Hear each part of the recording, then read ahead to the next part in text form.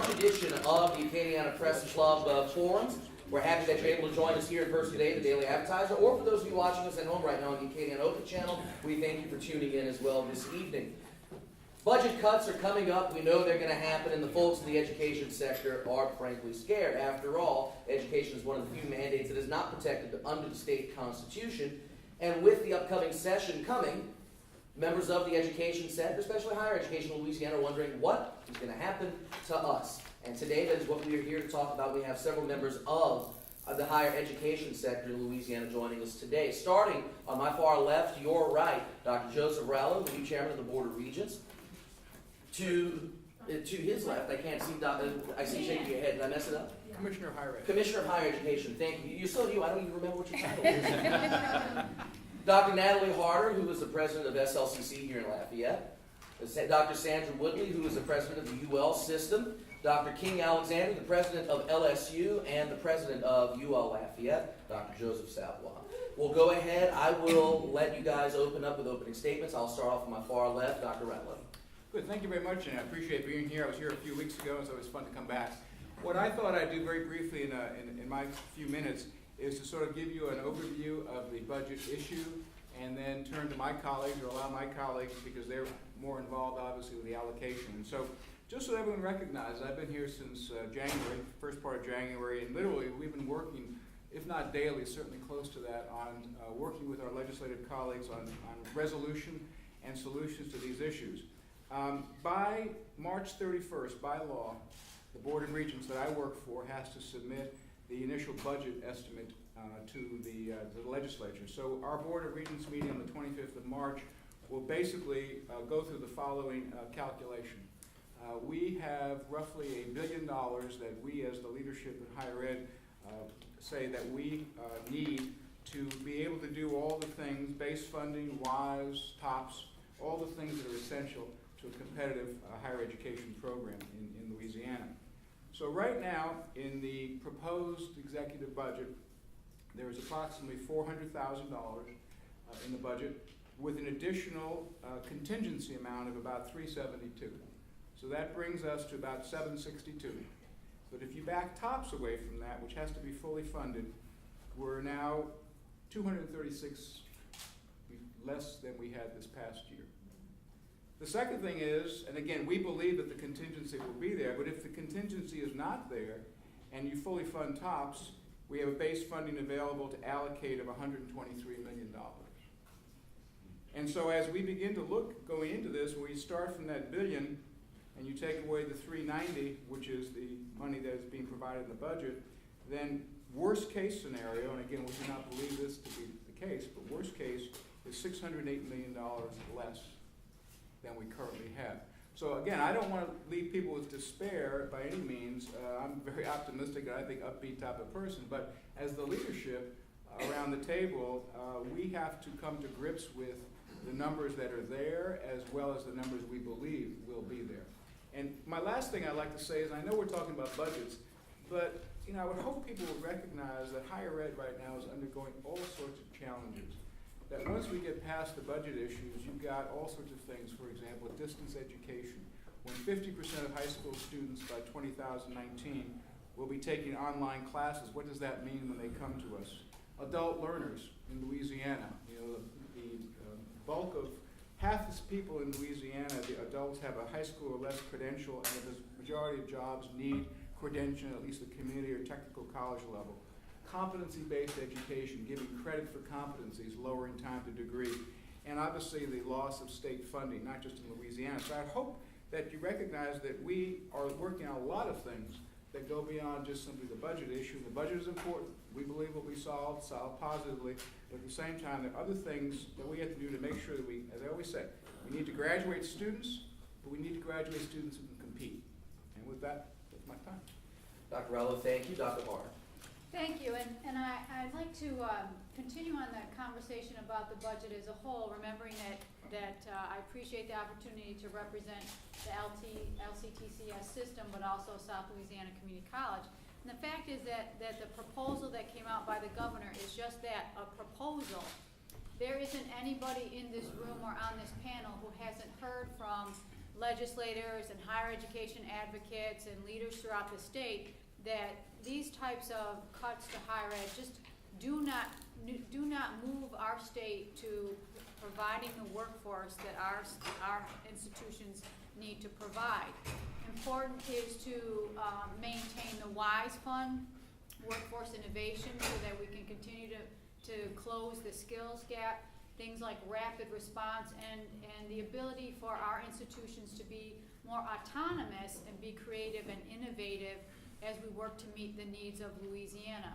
Clearly, many of us, particularly when I look at my own institution's programs, many of our technical programs are the things that lead to revenue solutions in this state, not expense problems. When you can graduate individuals that go into a high-demand, high-wage job and that immediately turn around and pay property taxes and sales taxes, those are revenue solvers, things that contribute to the revenue. They should not be seen purely as an expense without any return on investment. Thank you. Dr. Little? Thank you. I've been here for 2 years, and it always strikes me as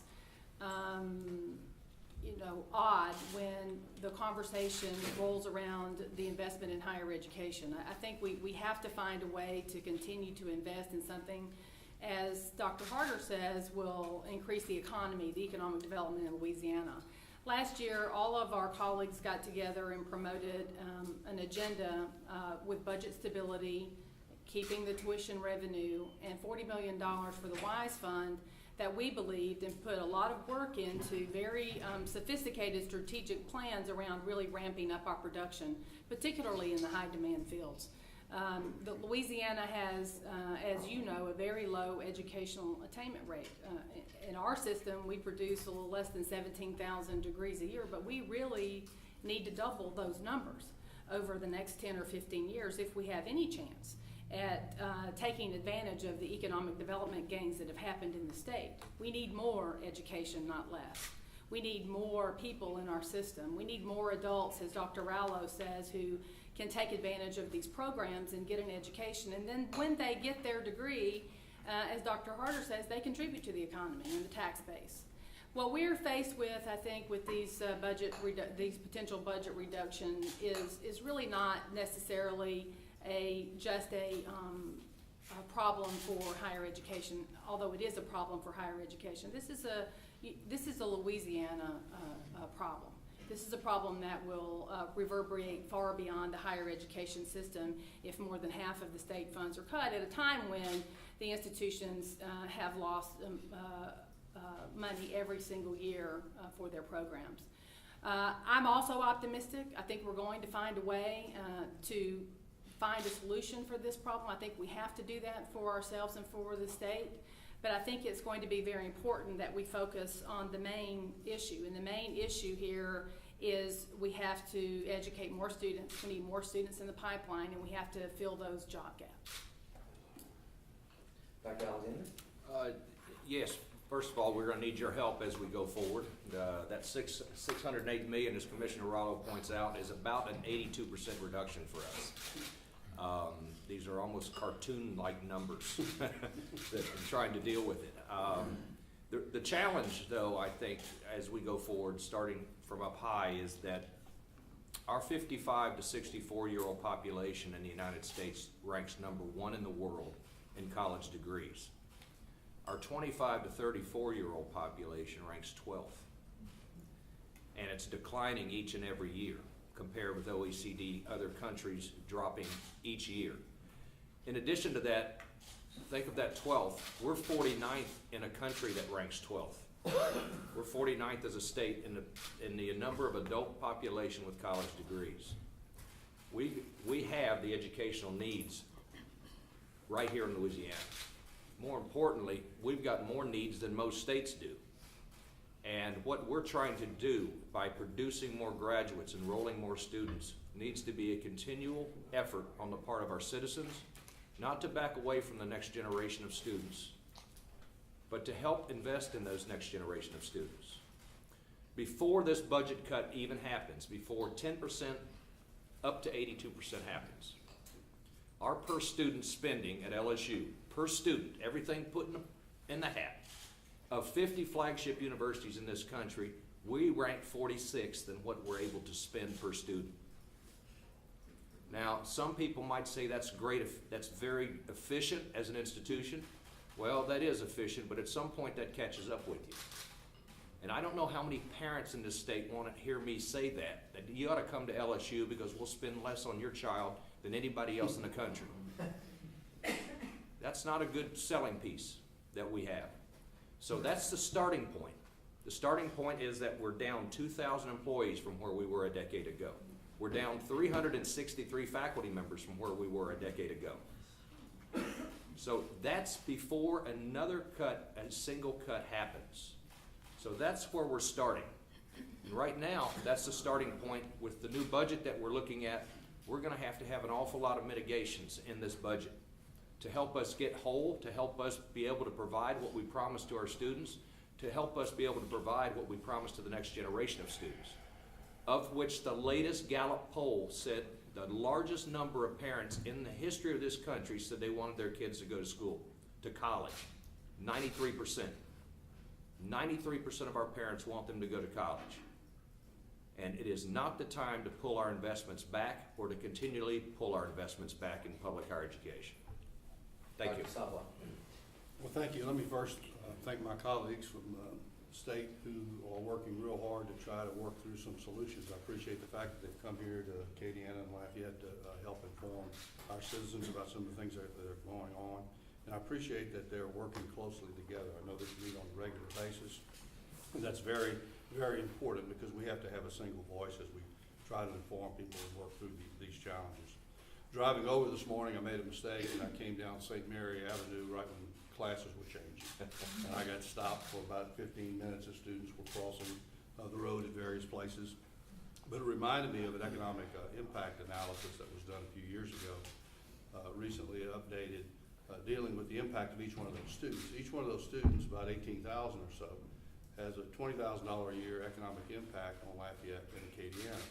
So if you add that up real quickly, you can see that in areas of food, housing, cars, insurance, banks, social activities, clothing, all those things contributing to businesses here from those students.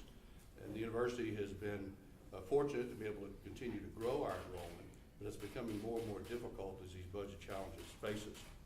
But as they're dealing with the statewide impact and kind of the national implications, on a local basis, besides those 18,000 students, we have about 1,500 employees who are shopping our grocery stores, who are buying clothes for their family, who are paying insurance, who are buying homes, who are living in apartments, who are contributing to the economic vitality of our community, of which we're very proud. The university plays a big role in that. We write thousands of checks to hundreds of businesses in Lafayette and Acadiana. Coming up down Cajun Boulevard here, and I saw the new CGI building and all the construction vehicles that were there. All those people were employed because of the university. When we bring in CGI with their 600 highly paid technical employees, they're going to be looking to buy houses and have doctors and nurses and put their money in banks and contribute to this economy. So it's more than just the issues that are facing the colleges in our day-to-day operations. It's really about the economic vitality of communities here in Lafayette and throughout the state where we have colleges and universities. So it's important that you're here to discuss this. It's important that these statewide leaders are here to help us understand it and to press the message. And I appreciate all of you being here. Thank you again for being here. And just a couple of notes. We invited Senator Eric LaFleur of the Senate Education Committee. He was scheduled to be here today, but unfortunately could not join us. Another note that we should mention, Dr. Savoy, because of another commitment, will be leaving us a little bit early this afternoon. So if you see him shuffle out, that's why. It's not because he's trying to avoid us. Either that or the police are waiting for me. That too. We'll go ahead and open up questions to the floor, and as usual, for members of the press club, we'll go ahead and give you first priority to ask questions. So we'll go ahead and start with anybody on the floor who has questions. We'll go ahead and start with the gentleman in the back. Yeah, about 7 years ago, we did an economic impact study that President Savoy referred to. And one of the other things we discovered was that every dollar that we spent on a student had a $7 multiplier. I wonder if it's time to do one for the whole state system. We did it as H-strong at that time, but we're dying now in the system, but there's so many more in the state. I wonder if we could come up with a number that says, here's the economic impact for every dollar that you spend on higher education in the state. Thank you. I'll go ahead and start off with Dr. Sabwa. We'll go the other way. Okay. Oh, you want to respond? Yes. Well, I think I did kind of in my opening comments, and yeah, I mean, the impact that I talked about here in Acadiana is multiplied in communities throughout the state. LSU with a statewide mission and multiple campuses throughout the state has a significant impact on the state's economy and the state's competitiveness. You know, the number of graduates that are produced by by institutions throughout the state. We produce about 3,000 college graduates every year who are the backbone of the workforce of this community. Most of your doctors and most of the nurses and teachers and people going to professional schools and the entrepreneurs, they can choose to stay here or go elsewhere. And they're going to go to a state that has the kind of lifestyle and environment that they can thrive in. If you're cutting your lifeblood, that's not the kind of environment that young people are attracted to. Dr. Alexander? And I'll point out, I appreciate the question, because one of the first things I did roughly about 2 years ago in getting to LSU is to measure the economic impact of LSU. And that's everything from Crowley, our best research station in the world, to our medical centers in Shreveport and New Orleans. And we calculated it's about a $4 billion impact to Louisiana. And that's about, and it also contributes about 1.5 billion in sales, which is what the president was talking about. The sales, the amount of generated activities, but more importantly, it's 37,000 jobs. There's 37,000 jobs. That's just LSU. So all of these, if people don't think that they have a direct or indirect impact, they really need to carefully look at these numbers and understand that many businesses are here because of that. Last year's graduating class, the largest African-American graduating class in history at LSU, the largest Latino graduating class in history at LSU, and the largest female graduating class in the history of LSU. That has tremendous impact on this state and the new jobs, the new economy that is going to be created. These students and graduates are going to create a new economy somewhere. We just want them to create it here because we've already invested in them to get them to college. Over $100,000 to get them to this point in their lifetime where they're getting ready to go to college. Let's not let another state top them off. By that I mean they pull them into their state, they spend a little bit amount of money, while we spent the bulk of the investment already in each boy and each girl in this state. So that's what we're advocating for here today. Dr. Whitley? And I think, you know, the economic impact studies, and as you know, we did that a few years ago, maybe it is time to renew that. I think it points out kind of another myth that we need to pay attention to. The myth that somehow our problems in higher education could be eliminated if somehow we close the college or merge college.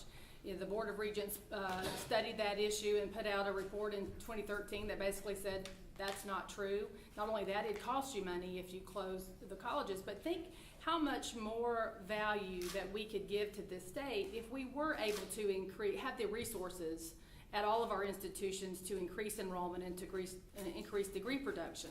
Think of how many more companies would choose to come to Louisiana if we really had the machinery working that allowed us to pump out these graduates, particularly in these high demand fields. And you know, my background is chief financial officer. I was chief financial officer in 4 university systems, and maybe I know too much about what drives college costs, but the truth is what drives the expenses and the costs in college is, for the most part, the students that you serve. We have about 90,000 students in the University of Louisiana system, but if we were to be on target to achieve our plans, we need to double the number of degrees that we produce. We'll have to significantly increase enrollment. We'll have to significantly increase enrollment in the adult population. Those students who have some college but no degree, to be able to take advantage of the economic growth that's happening in Louisiana. So I think, you know, the economic impact, as Dr. Savoy said, of each one of our universities in their communities, all the tentacles of benefit and economic benefit that happens not just in the classroom, but also in the economic business activity in the community, but also the fact that we badly need to ramp our numbers up. Louisiana is among the states with the lowest educational attainment rate. And if we could increase that, it not only increases the economic vitality, but it also can change a lot of people's lives, and we hope to be able to do that. Dr. Hart. Well, I think of two things. First of all, last year, the LCTCS compared the Social Security numbers of our May graduating class and our December graduating class with unemployment insurance information. And last year's graduating class earned $723 million. That's not a multiplier, that is just pure salary, $723 million. So when I talk about us being part of the revenue solution, look at the fact that Louisiana Workforce Commission estimates that you pay back about 7.5% of your gross income back to the state in taxes. We all benefit as we graduate more individuals. As Dr. Woodley noted, the ability to serve the population that has some college and no degree is going to be crucial to our success. We have about 2.3 million individuals in the working adult population. Only 670,000 of them have a college degree. There are about 500,000 with some college and no degree, and about 550,000 with only a high school equivalent, 600,000 with no high school equivalent. When you think about economic impact, it is the spending, it is the multiplier, but what about the savings to the state as we move individuals up the educational attainment rate and decrease the social cost to our state? When you think about the things that folks indicate that we quote unquote compete with in terms of funding, incarceration, healthcare, those types of cost decreases, educational attainment increases. So we really need to focus on the educational attainment numbers in the state and how we grow them, not shrink them. Dr. Rollo. Well, I agree with everything. When I came from Texas, I was the vice chancellor for the Texas Tech University system, and we lobbied our legislature as we do here. And one of the things we went and we talked about is the role of public higher education, which goes beyond just the economic impact, although that's very important. But we would point out the number of alumni in each district, the number of students in each district, to remind our legislative friends, our legislative colleagues, that we are indeed the future. And the same thing here in Louisiana. I think we do a good job, we maybe should be doing a better job of reminding the folks that really public and public higher education carries with it talking about the future fabric of our communities as opposed to just looking at graduates. And so I think that that's why I've been an advocate of public higher education for years and years and years, and I think that that's the message we have to take away. We are really the future, as my colleagues have pointed out, of this state. You know, we don't lobby, we provide I'm sorry. information. Claire, I saw your hand go up earlier. Well, okay, it just seems like every year we hear that higher ed getting cut, you know, and y'all have to go and work your magic, and this year it seems particularly deep. What can y'all do at this point, and what are you doing? Other than just begging legislators, don't do this, you know? Well, I think we have to prepare for the worst, and we have to work for the best. And I think as Dr. Alexander pointed out, you know, getting the $1 billion back in the higher ed budget that we're requesting isn't a windfall. I mean, we're still sometimes $1,000 to $2,500 per student lower than our statistical peers whose graduation and retention rates we're chasing. When you look at our performance, we actually do outperform our resources by quite a mile. But as Dr. Alexander also said, there's a limit to our ability. I mean, the efficiency, I think, you know, we're there. What we need is more resources so we can hire faculty. That was included in our WISE plan so that we can increase enrollment and graduation rate. So we are focusing almost all of our energy on finding a solution. And as Dr. Rallo said, we have friends in the legislature and in the governor's office who also wants not to have to cut higher education $608 million. But it's a complicated pathway between here and the end of the session when we get there. As far as our campuses are concerned, we've asked them to work very hard at their own internal planning to look at what are the major challenges and what are the issues should any version of a cut happen. At this point, you know, it is cartoonish to think about a 60 to 80% cut. I mean, you can't really even prepare for that. But even if the institutions and some of ours, even if they receive a 5 or a 10% cut, with the margins so thin, it can be very detrimental to their ability to continue to provide quality programs. So we're planning, we're looking at system-wide policies that would allow more flexibility if some level of cuts do roll in. So all of those things are in play, but we're focusing on doing the work while we're there and a solution that gets us back to at least that $1 billion that we need to maintain, where we are now. From the board's perspective, we're using two words. We're using significant and sustainable. So what we're really trying to work on is significant dollars to bring us to what we believe is essential to deliver the quality of education we've talked about, including things like WISE and TOPS, but also sustainable, so we get past this every year having to sort of put up this little sticky note mentality with respect to budgeting. And, as a former president, as a provost, and I think I can speak for everyone here, we also want to get rid of uncertainty every year. We can plan, but it's very difficult to plan against uncertainty. So we want the certainty, we want sustainability, and we want significant resources. It's about choices. We're spending $7 billion in tax credits in a $16 billion state. We're asking for $1 billion for sustainability for the next generation of students. And this is about making the right choices. We choose to spend $35,000, $38,000 to incarcerate somebody and $5 to educate them. This really boils down. This is about our own choices. As a public, it's about our own choices. As legislators, it's about what we want this state to be in the future. And when people say, how do you deal with this in tough economic times? Quite simply, there are about 3 states going through this right now, not 50, which went on in 08, 09, and required federal stimulus dollars that helped us survive. The federal stimulus dollars aren't coming now. These are about making the right choices for the next generation of children and students in this state. And we need to make those right choices and make those hard decisions and get us turned around so we start focusing on the next generation. Dr. Harder, Dr. Samla, you want to respond? Well, I would just say that to try and find some level of positive feeling is that it gives us the ability to have serious conversations in the legislature about autonomy, about how it is that we could be more creative and more innovative and handle changes in the economy if we had the ability to have some autonomy. So I think there's a positive way that as we're providing information to encourage them to think about allowing us to be a little more freer and operate the way most higher education institutions do in other states. Just to piggyback on top of that, we get about 13% of our state funding, our flagship institution, from the state, 13%.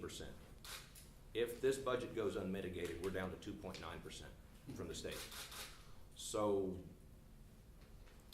why not seek autonomies? Why don't you just give us autonomies to do what we know we can do without the constraints when we're only 3% funded from the state or even 13% funded from the state? Let us be more efficient. Let us operate the way we can. Let us play by the market rules, and let us do what we can do as an institution. I think all that's good, and I think the conversations are important, and it's not just a matter of additional revenue, it's a matter of how we're allowed to do business. We spend an inordinate amount of our operating dollars on compliance with various state regulations, and we have auditors who audit auditors who audit auditors. I mean, get a good auditor and leave the rest of them alone, But generally, the state, if you look at the rankings, I don't know whether we're 45th, 47th, or 50th on revenue. This is we don't have a spending problem, we have a revenue problem. We don't have enough revenue to invest in the things that are important to the state. It gets more complicated because of all the dedications of that limited amount of revenue. So, a lot of these rules and regulations and laws that were passed in the past, despite what some of their authors may think, laws are not divinely inspired. They're not commandments. I mean, they're rules that came about to try to address a particular problem at a particular time, a particular context. Well, the context is different now. We don't need to give people credits for drilling, for fracking, because now they're shutting wells down. I mean, it doesn't make much sense to continue to do that sort of thing, and there are just dozens and dozens of those things that took place in the past because of a particular reason to solve a particular problem that no longer exists. Now we have new problems, and we need new solutions, we need new ways of dealing with that. And I'm confident that these leaders, working with the leaders in the legislature, can get that done. It's time to deal with today's problems, today's issues, so that we can prepare for the future. You mentioned tuition, Dr. Alexander. I have to ask, if you had the ability to set tuition for the LSU system, or even LSU, the main campus in Baton Rouge, what would tuition be if you had your way, if you were able to make that decision yourself? Well, the interesting thing about currently with the TOPS program, we're the biggest beneficiary of TOPS in the state because we require a 3.0 to get in and need a 2.5 to qualify for TOPS. Our students now are paying about $1,000 a semester in tuition and fees. These are Louisiana students. And you couple that with what's also going on at the federal level and the American Opportunity Tax Credit, which is now up to $2,500, so 55 to 60% of our parents are getting $2,500 back in April. So there's been an awful lot of mitigation for middle income parents, specifically in a state that has a merit-based student aid program. Currently, we have so much room to expand and to generate. We're about $2,500 below our peers in what we charge. But our state is very generous on the merit-based scholarship program that helps mitigate all those costs. So we think we have room to move in this way. We don't want to overcharge. We don't want to charge more than our peers, but we just want the flexibility to charge as much as some of our peers to go after the same faculty, to go after the same staff, to go after the same students that we're in competition with. That includes UCLA, Ohio State, Minnesota. These are the schools we're up against when we're trying to hire a petroleum engineering faculty member, of which our student to faculty ratio is 82-1 right now. And so demand is up 35% from our students. We just don't have the funds to provide faculty in the classroom to keep those numbers at a reasonable rate. So we just want to be able to compete. We're not asking for more money than others. We're not asking to charge more than others. We know we will outperform, but just allow us to play in the game. Allow us to be in the game. And I think if I could piggyback on that, you know, the tuition autonomy and the fee autonomy and some of the autonomies that we talked about, I think is important for all of us for long-term flexibility. When you look at tuition prices, it's important to note that it is not a one-size-fits-all in the state.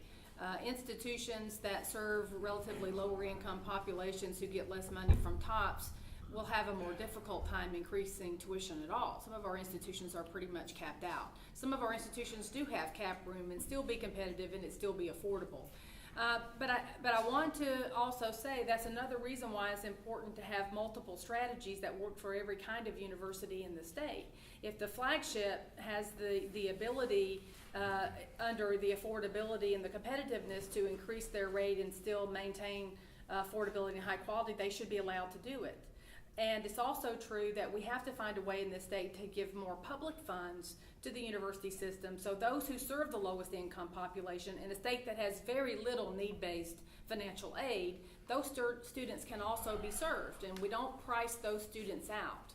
And so I think it is important to look at that each institution has its own universe of students within which they serve, and they're not all the same. Dominic Cross first, we'll come back to you, sir. You know, the conversation that's been going on here it sounds to me like it's all about economics. And, you know, to a certain degree it is. And then talking about letting the market go to the market, let it help, and being independent and running your own game to fund your own school. To me, it's you know, this, you know, it's education, it's people. It's not a business. It's a business, but it's about people. And when you look at what's going on in secondary schools across this country with the charter schools and all this stuff, and now you guys here in this situation that you're in, I mean, is there or is there not a war on education? I think each state, as Dr. Alexander indicated earlier, has to make a decision whether higher education is a public benefit or a private good. Public benefit, easy. Well, it's both. And so it's the continuum on which, I mean, because it's a private benefit too. Obviously, a student gets a great benefit when they graduate and they're There's salary. the individual private, not the private person who may own a college and like a jail. Yeah, that's the more right. money, the more people you get. So it's a private good and a public good. But as Dr. Harger says, and as I said earlier, It will not serve this state well if we privatize higher education, although we're fast approaching that. We have to have the ability to produce more higher education, and if you privatize it, not enough of our population will be able to participate. That's the definition, of a public good. The reason you have to have public investment is not enough of it will be produced if you totally privatize it. As we said earlier, some of our institutions and the kinds of students they serve are already tapped out on what you're charging on tuition. We've totally flipped the source of funds to mostly tuition generated, and that comes with a whole other set of problems. So the answer is multifaceted. As Dr. Alexander said, we need to give the institutions the autonomy to be flexible, to be competitive, and it's also true that the state has to invest more in higher education, or not enough of our population are going to be able to benefit. I think your point is well taken, and the social benefits that are accruing to every individual because of other students graduating from college is still about 12% since it's been measured, 12 cents on the dollar. The states have been getting out of the higher education business since 1981, nationwide. We're down 48% in tax effort from what we spent in 1981 in public higher education. In fact, if these trends don't change, Colorado will be the first state not to spend a single penny on higher education, and that's in 2025. Iowa in 2029, Minnesota 2032, Michigan 2030, and subsequently each state gets out of the higher education business. A key part of this is finally getting federal leverage to force good state behavior. We do it in highways, we do it in Medicaid, we put matching funds on the table for increased support in those areas. For some reason, we've left higher education out of the loop. And now states have figured out that they can get out of the higher education business subsequently until they are out of it completely, and then the individual student ends up becoming the individual that pays for it entirely, which really is a disservice to that next generation.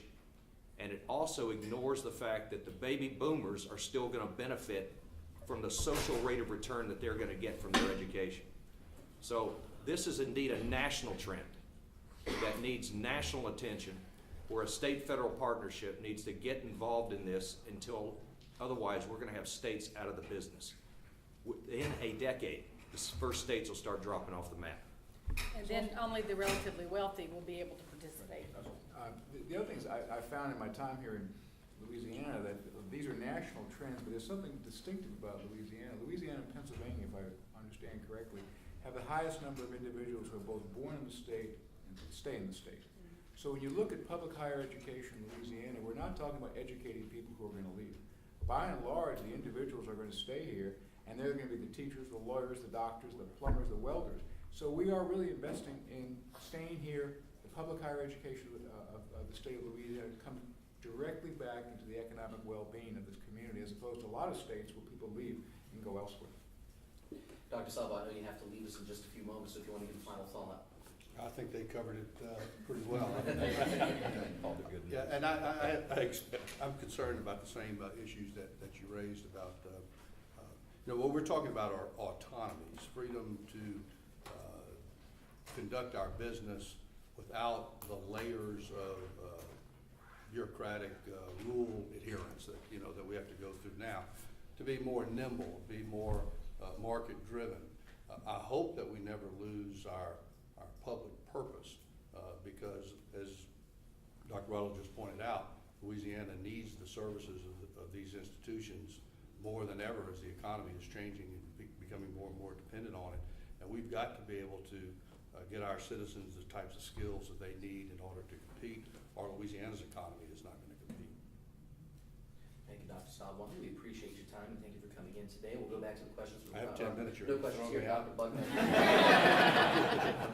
Okay, well, I know this is a heretical question, but all of those tens of millions, if not hundreds of millions of dollars from football games and basketball games and the TV rights, does that all go just to support the athletic programs, or does the university general fund derive any benefit from all this? We get about $8 million a year guaranteed. The rest is self-generated. We're taking a look at that to see exactly. $8 million is not very much out of all those football tickets, is it? Well, and with the SEC channel coming in, starting to come into play, I think in subsequent years, we're looking at, one thing we want to make sure we're doing is we want to make sure that athletics is self-funded, but they have an obligation to the rest of the campus, and we're one of the few campuses in the country that actually has a reallocation back to the university. Should that be more in times of difficulty? Probably, and we're looking at that carefully. We're looking at all of it. No, we are. We're looking at all of it. We just met with the SEC presidents, and the same thing. We want to take a look at this television contract to see how much of that could be allocated towards the institution and all of our institutions collectively. But I will say the other sources of revenue that I haven't pointed out. The main campus, our flagship institution, gets about $110 million from the state a year now. It's down to $110. But our faculty generate $500 million in federal research activities and dollars that come to the state of Louisiana from outside the state of Louisiana. So there's multiple revenue streams that we need to take full advantage of. And we took our presidents up to Washington last week and had our day on the Hill meeting with our legislators and our funding agencies. And our student newspaper asked, why are you wasting money to go to Washington? I said, because we have 500 million reasons why we're in Washington. And in some ways, a 5-to-1 ratio, you might just replace the S on our helmet and put an F for a federal university. Because that's where the numbers shake out as we're moving forward. So any possible new revenue stream, we want to make sure that our fans that come to those games understand that this has a significant impact on the life of a university. And the university, as I tell our folks over in Crowley, we're an A&M university, and the A doesn't stand for athletics. It's agriculture and mechanical engineering and everything associated with being a land-grant university.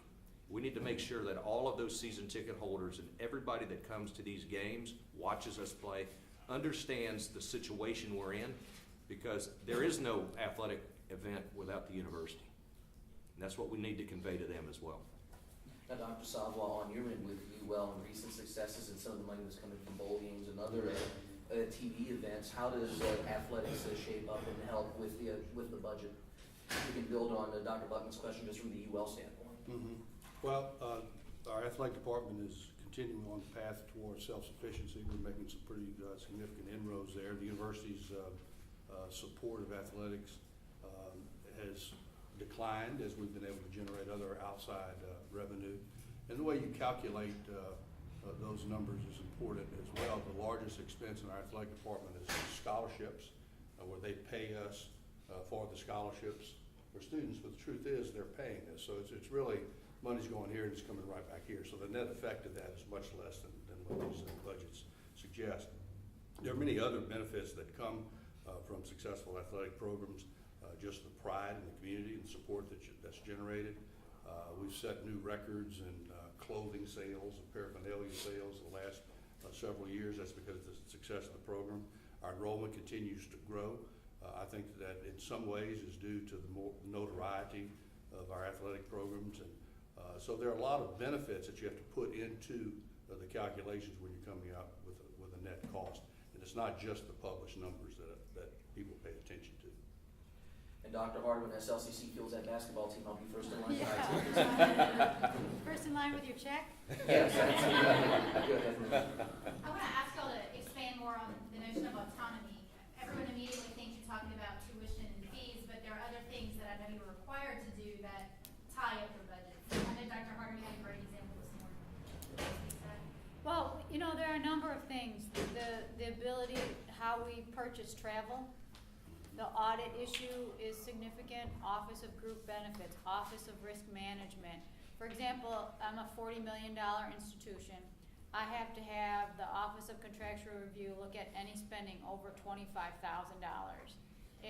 Where would that ever possibly happen in the private sector? The time, the personnel resources on my end and at the state end for something for so small is quite frankly, I think, a waste of public resources. Well, I think, this is my 5th state to work in. As I said, my background is Chief Financial Officer.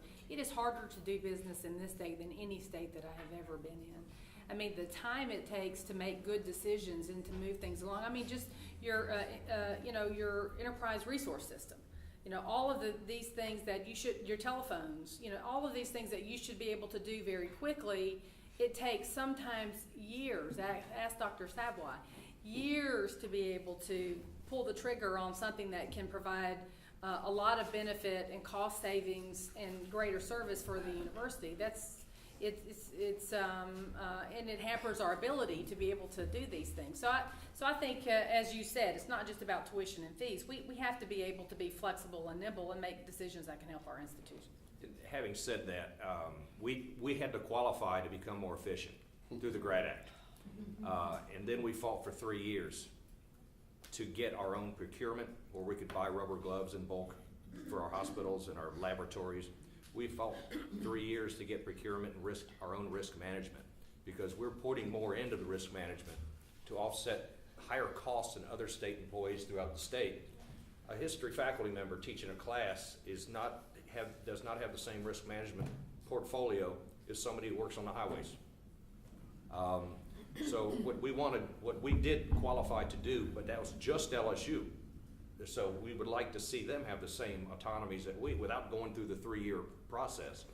We'd like to see these autonomies allow us to manage these resources, and allow us to work with our own pensions, allow us to do things that we know we can save a lot of money, and don't hold us to a standard that says only 1 or 2 institutions in the state qualify to become more efficient. Yeah, in addition to having been a number of different universities, I also served a lot of time in the military, and I thought the military was probably the least agile, the most basically centralized. And we even use the word closest to communism that you could find here. But I have had to put that aside now. Since I've been here in Good, I'm glad to Louisiana, hear that. we have found a whole new standard, shall we say, of centralization here. So. Go to the question. Gentleman in the back will come up front. Yeah, over the years, I've been with a lot of different outfits, but just myself today. I wanted to bring up a question, and there'd be a lot more implied, but all of you guys are real smart, so you can figure out what I'm saying if I don't quite get there. It's a fact that there have been enormous, horrific crises in higher education and in education as a whole in this state repeatedly throughout my lifetime in terms of funding. I mean, that's just a constant. And there's a desire to talk about autonomy, which the tradition of autonomy in universities is as deep as the tradition of universities themselves. I think that's vital. But we look at BP funding possibly coming into the state, and do we want to create more daylight between the state's windfall opportunities and the needs of public education when that money is available? I say we don't want to create more daylight there.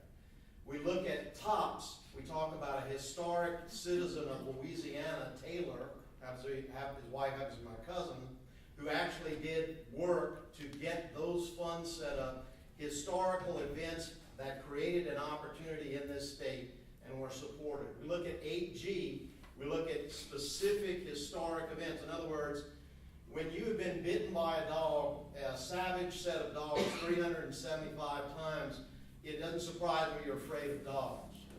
We're running short on time. Your question. Okay, but the thing is, dedicated funds and specific use of windfalls to solve problems seems also to have been part of the solution. And are you looking at that when you look at the strategies going forward? That's my question. Remember the 2 words I used. One was sustainable. And that's exactly what we're looking at. So every year we don't have to go from pinnacle to pinnacle or valley to valley to valley, but rather sustainable dollars. Absolutely. We're quick as a state and a nation to dedicate funds to an aging America.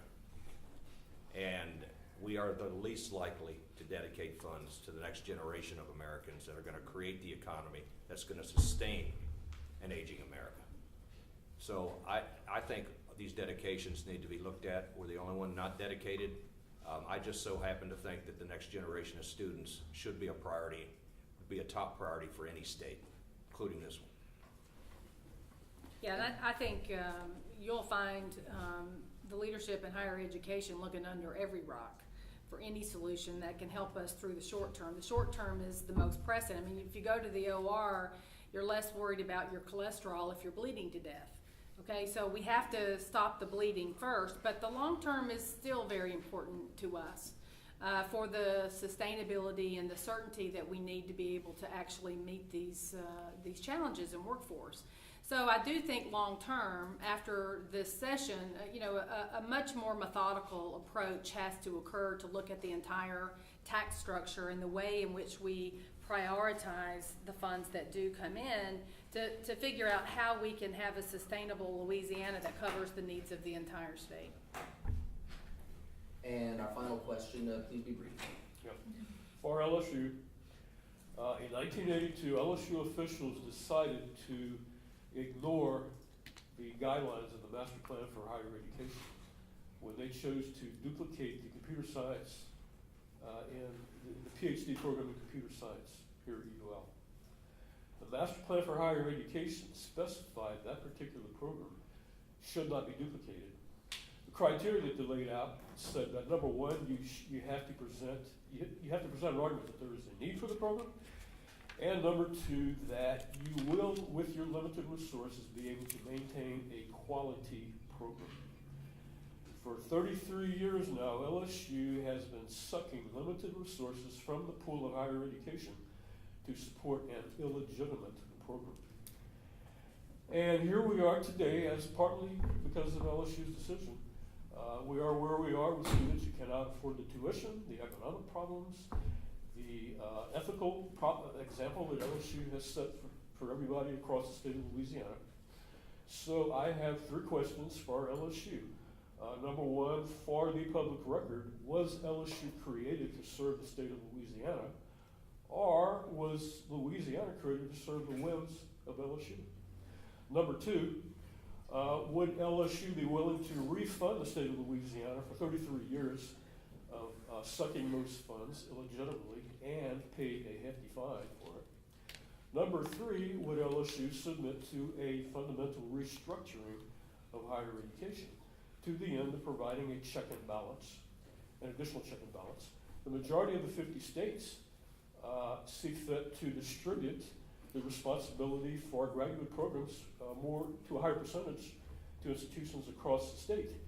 And it really raises the question, is it a double-edged sword for the state of Louisiana to establish any institution as the flagship, and provide somebody with an idea, well, because we're the flagship, we're free to ignore the guidelines and establish our own rules? Thank you for your question, sir. Dr. Alexander, very briefly. Can I jump in before, just to make Yes. a couple comments?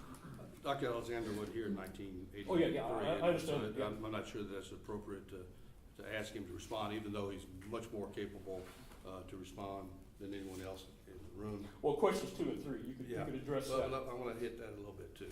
It's important for the state to have a lead research institution, a flagship institution, who can step out. He mentioned some of these things that they're doing on the autonomy areas. He also mentioned the land grant functions that they have, where they have locations throughout the state. It's important that there be a premier research institution to set the sights high. It's also important for institutions in our system to try to fill in some gaps and to specialize in some areas where we can get some things done in a complementary way. So I know there were battles 2 or 3 decades ago. People have worked real hard in the last 2 or 3 decades to smooth those things out. And I'm not sure that the relationship among institutions in our state has ever been better than it is right now. And so I don't know that it's beneficial for us to dig up things that happened in past generations. We're focused on what we can do for future generations. So with that, you can respond however you want. I think of my years in Kentucky when we battled each other endlessly. The fact of the matter is, ULs aren't our fight. Our fight's against Ohio State. We're trying to get from $500 million to $1 billion to bring into this state to deal with more problems than Ohio has, and HIV research, coastal erosion. We're losing a football field an hour in coastal erosion. And we're on the cutting edge of obesity and diabetes research. They're coming to us. When Sandy hit New York City, they called us. When the hurricane, and that's the research that we're doing in these areas to save Louisiana. The problems of Louisiana are the problems of LSU. And that's in the ag fields, that's at Crowley, that's in Shreveport, that's in our School of Dentistry, which we're trying to keep open, the only one in the state. And if we are the flagship institution, we need to be able to compete against Minnesota, against UCLA, against Ohio State. And we need the other universities to succeed as well. We've got more educational needs and research needs than we can handle. And our job is not to fight with each other. Our job is to give a clear path to as many students as possible. His students are my students. Her students are my students. These are all our generation. And that's the role of the flagship institution. If we want to stay the way we've been, it's like the crabs in the basket. One starts crawling out of the basket, the others pull them down. We can keep pulling each other down for years and years, and we'll never achieve what we can achieve as a state or as a higher education system or as collective institutions among all of us. And that's the way I see it. And each problem in this state is our problem. Is the LSU still part of the funding problem for 33 years now, sucking limited funds Well, for those different programs? You know, That's my question. I'll point a statistic I'd like you to take note of. Of 50 flagship universities in this country, we have the resources to spend 46th. We're the 46th lowest spending institution among our flagship institutions. And in school funding cases all over the United States that have been ruled unconstitutional throughout the country, from Kentucky to Tennessee to Texas to California, the wealth of an institution is measured by how much money you're able to spend on a student. Well, we're at 46th. So if you think that we're overspending at the expense of all these other institutions, maybe we need to analyze our choices a little bit better. Because I can pick out a few other areas that we're overspending in a lot more easily than I can our students and our children. I have to cut the discussion here. We're running out of time. We only have a few minutes left. It'll give us a few seconds for closing comments each. I'll start on my near side with Dr. Savoy first. 30 seconds for closing comments. I'll pass. Dr. Alexander? I'll pass as well. Dr. Whitler? I think it's about students and it's about workforce and it's about Louisiana. This is not a higher ed crisis, this is a crisis in Louisiana. And we have to start investing in this public good that is is education in our state in order to achieve what we can achieve in the state. So students and workforce, that's what we're trying to protect here. Dr. Harder? And I'm confident that the heads of our systems, our legislators, and our business and community leaders will understand the importance that we play in being a revenue solution to higher education and just not a black hole of dollars. And Dr. Raleigh? Just quickly, I use two words, agility and rigor. We need to be much more agile in meeting the workforce needs of the state. We also must be rigorous, because the students have to be able to compete. And I think that's what we're really talking about, the future success of that student for the future success of this state. Panelists, thank you again for joining us today, taking time out of your schedule to talk about this issue in just a few weeks. For those of you who are here with us at the Press Club, if you're not a member of the Press Club, feel free to sign up. We do have forms. We'd be happy to take your donation and get you signed up or become a member right now. For those of you watching on TV, CanadianaPressClub.org is a place to go for more information.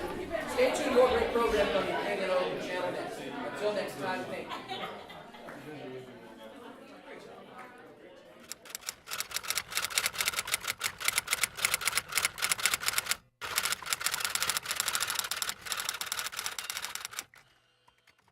The preceding program was made possible in part with production assistance provided by AOC Community Media.